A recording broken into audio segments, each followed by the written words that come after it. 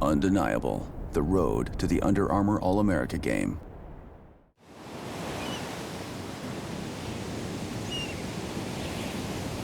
Gonna have him shoot over this cage just to get his arms away from his body.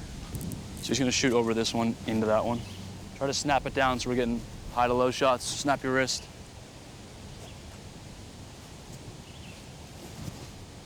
Better, better. There you go, there you go. I like overhand. I like overhand on the run.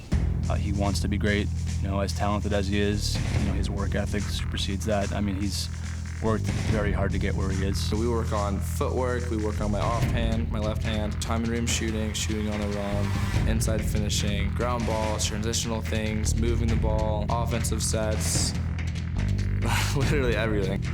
Let's get these next 5, just redodge, split, redodge, and then go. No cone, so just hit that redodge. Imagine the slide coming back up and go again. Just make sure you're popping out, popping back. There you go, there you go.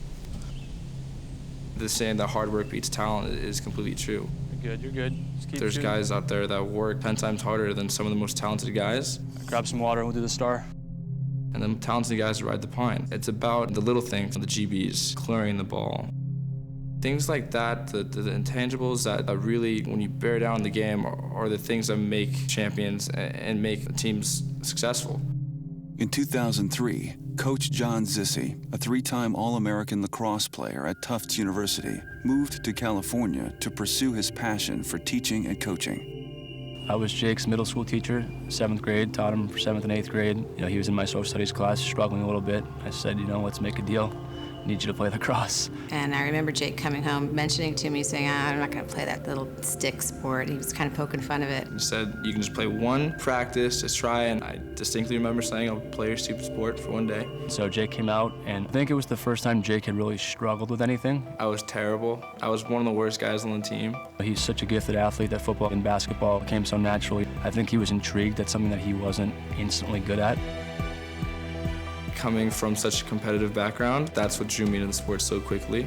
I wanted to do better, and I wanted to be the best, and I wanted to excel, and I could not figure it out for, months. He never put the stick down. He was always carrying it around, cradling it. Everywhere he went, there was pieces of lacrosse sticks all over the house, and I kind of knew at that point that he was sold, and I was happy about that because he never ever complained about going to practice or having games. He was always excited about, I think, the new challenge that lacrosse provided.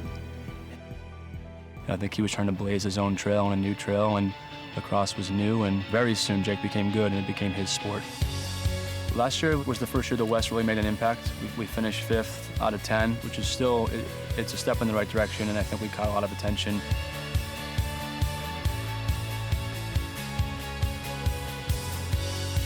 So we beat Long Island, which is a huge victory for us, and fell just short to New England team that I think went on to the finals. Jake was a big part of that.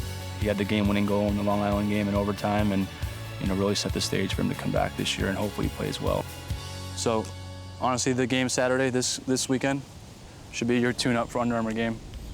Because A, you've been hurt, and B, it'll set the tone for how you're going to play in that game. I mean, it's all your buddies, so it's going to be fun, but yeah, it's important that you represent yourself, obviously. Yeah, definitely. You got a lot to prove.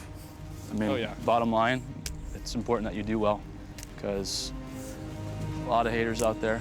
I don't know, I kind of want to show that I can play more than just transition, But I mean, teams aren't going to be, they're not going to be sliding to you early, they're not going to be shutting off. It's just going to be like a normal game for you, which will be good.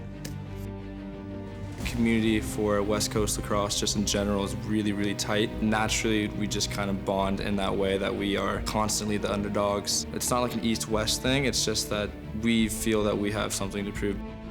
I think generalizations that probably we have the best athletes. I think the coaching is a little bit behind the East Coast. So these athletes, these tremendous athletes who used to come to us as athletes but not skilled players, are developing that skill set. Over the last 10 years, the development's been staggering. It's definitely the fastest growing sport out here. People are playing year-round, and it's insane out here too, starting as young as 1st grade. I think aside from the depth, it's not a whole lot different than the East Coast at this point. They're quickly becoming a big part of the landscape in Division I lacrosse. He speaks to exactly what I'm talking about. And I think he's a pretty special athlete and an awful talented player. My fear is being one-dimensional. just my competitive nature. Presented by Corrigan Sports Enterprises. Events from conception to fruition. Produced by Jalbert Productions International.